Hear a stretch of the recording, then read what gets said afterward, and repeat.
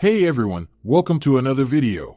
Today we're going to talk about issue number 2 of Dracula, which is a tie-in to the Blood Hunt event, written by Danny Lore. But before we dive into the story, I want to ask you a favor. If you enjoyed this video, please leave a like and a comment to help the channel grow. Now up to this point, Dracula began preparations for a mysterious mystic ritual to quell the rebel vampires. As part of his plan, Dracula sought out Belle Brooks so he could warn her that the world would come to an end unless they worked together. So of course, Belle was reluctant to ally herself with her father's ancient enemy, but eventually she was whisked away by Dracula to New York City, where they met with other heroes to strategize. And after learning the truth of the matter, she of course freaked out and ran off. So with that said, this issue opens with Belle on the run, similar to what we saw on Miles Morales' Spider-Man issue 21. And just like that issue, Belle was completely destroyed by the truth surrounding her father and what she was told she had to do. But just like any rational person, Belle refused to hear it and went on the run. Now she wasn't so dumb to believe that she could run all the way home, but it still took a hot minute for her legs to remember that. And once it did, she almost collapsed. Now it wasn't because she was out of breath in her lungs. The reason why she almost collapsed was because of the pressure of current events. Because what everyone was saying had to be wrong, or at least a straight-out lie. But regardless of the pain in her heart, she couldn't allow herself to drop down on a strange street corner and let some blood-sucking creeps take her out. And just like that, a horde of vampires descended upon her in an attempt to do their worst, but like we saw in the previous issues, she was more than enough to take them out. So one by one, Belle unleashed her rage and frustration upon the creatures of the night, leaving dust all over the alleyway. And just as things started to heat up, Daredevil appeared overhead and entered the battle in typical Daredevil fashion. So with reinforcements on the scene, both Daredevil and Belle size up the next wave of attackers and set off where Belle left off. Now according to Belle, seeing heroes fight in person versus seeing them on television was two different experiences, because it meant she got to see all the nuances that made them special. And in Daredevil's case, watching him move was like watching at ballet, because it was unlike watching Spider-Man or even her dad. So with the battle over, Belle immediately went on the defense and told Daredevil to stay back because she was not about to kill her own father. Now this was something Daredevil knew nothing about, because from his perspective, he was just helping a person in need.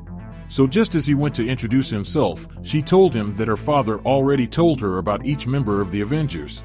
Now with his interest piqued, he noticed that her heart was beating erratically, and just as he asked about it, Belle reached for her serum pills and passed out. But not before stating her father is the new lord of all the vampires.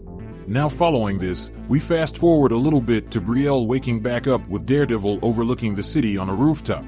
And during their conversation, Daredevil informed her that he helped her take one of her pills she was reaching for before she passed out. Now these pills are used to help her control her bloodlust if she were to lose too much blood. But anyway, during their conversation we learn that Daredevil has no idea what is going on, and he is only doing whatever any other hero would do in this situation. So then he goes on to tell Belle to explain it all to him, in which she does, and ends her rant by saying all she needed was someone to say that she wasn't the weird one for stating the obvious, which is that killing her father is a hard thing to do. So with that said, Daredevil assures her that what she is feeling is valid and understandable. Because what people are asking her to be is a hero and make the hard choices. Because at first they ask you to do great and powerful things. And then maybe then she would have to start defending people against bullies, and then those bullies become bad guys. And then those bad guys would eventually become villains. And see, fighting villains is where most people think being a hero ends, but unfortunately, it isn't true, because that is just the easy part. Because at some point a hero will have to face a villain they care about. Maybe it's a shapeshifter that can't control its powers and what it is doing is evil, and worse yet, maybe they really switched sides and the only way to stop them is for you to step up because you love them. And if you don't stop them, then they too will become villains. And then you have to ask yourself if you are okay with the ones you love being villains. So with that speech, Belle was forced to look deep within herself and answer that question. Now Daredevil wasn't trying to force an answer upon her, but rather help her understand the reality of the situation, because running never saved the day. So with everything clear, Belle embraced Daredevil as her decision was made. And just to drive his point home, Daredevil went on to say, he knows what it's like to be on the other side too, and he is grateful that his loved ones stopped him. So as far as he is concerned, it's one of the greatest things a loved one could do. So following that touching moment, Dracula appeared before them and asked if she was done wallowing in her grief because they have crucial work to do. Now almost instantly, Belle looked like she wanted nothing to do with Dracula, which prompted Daredevil to stand between them and confront Dracula. Now in Daredevil's defense, he did all he could and fought his hardest against Dracula in defense of Belle. But the ancient vampire was just too much for Matt to handle, and his sole goal was retrieving Belle. So with Matt badly hurt, Belle took out her sword and surrendered to Dracula in order to save her new friend. Now with the decision made, Belle stood beside Dracula and agreed that she would join him and the others. So following that, the two started to walk through a park, and during their journey, Belle asked if she could have a moment to call her mother, because during this whole event, she never had the opportunity to check in on her mother. So after a little debate, Dracula agreed, but then went on to say, every moment wasted is another opportunity for Blade to find her. So with a few seconds to spare, Belle called her mother once more to fill her in on her journey up to this point and what she may have to do moving forward, which surprisingly may involve her not being able to be a hero.